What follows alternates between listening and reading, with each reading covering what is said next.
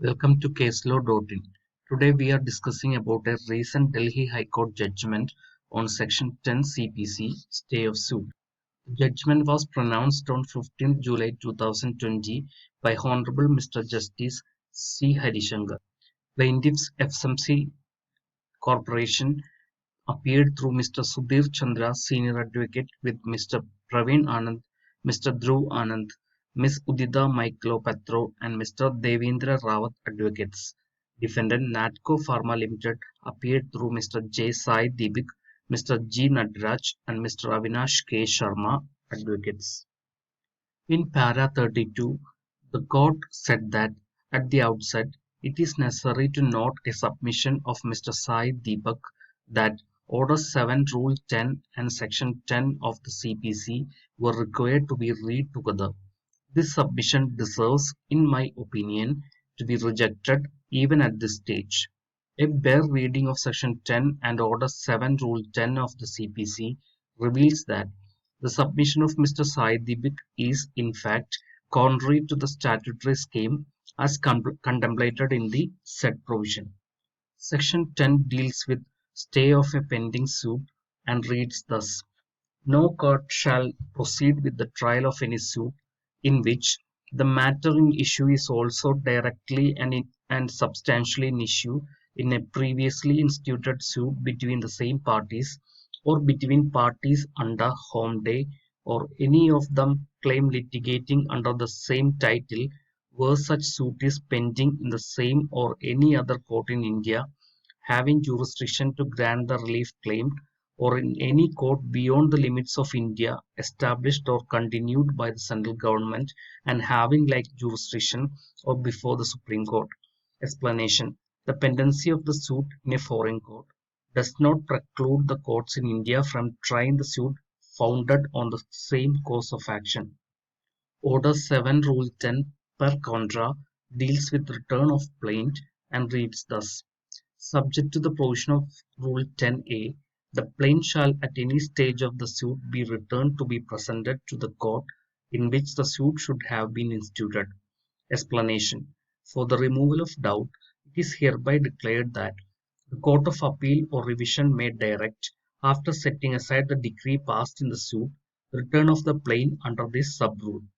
Procedure on returning plaint. On returning of plaint, the judge shall endorse thereon the date of its presentation and returned, the name of the party presenting it, and a brief statement of the reason for returning it. Para 33. The plain words of Section 10 and Order 7, Rule 10 of the CPC disclose that they contemplate distinct eventualities and envisage distinct consequences. Section 10 does not in any manner impact the maintainability of the suit which is required to be stayed thereunder.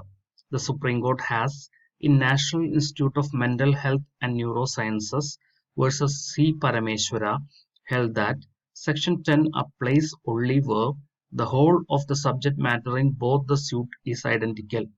The fundamental test which would determine the applicability or otherwise of Section 10 has, in the said decision, been identified as whether on final decision being reached in the previous suit, such a decision would operate as res judicata in the subsequent suit.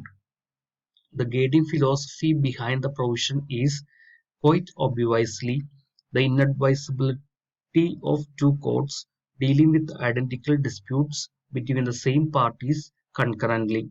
The progress of the later suit has therefore statutorily been required to await the outcome of the suit preferred earlier in point of time.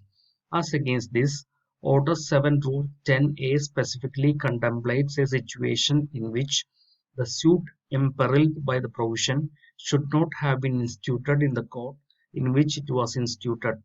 The provision therefore relates to the point of time and the stage when the suit was instituted in the court, in stark contradistinction with Section 10, which impedes the trial of the suit but does not even indirectly visualize any lacuna in the institution of the suit.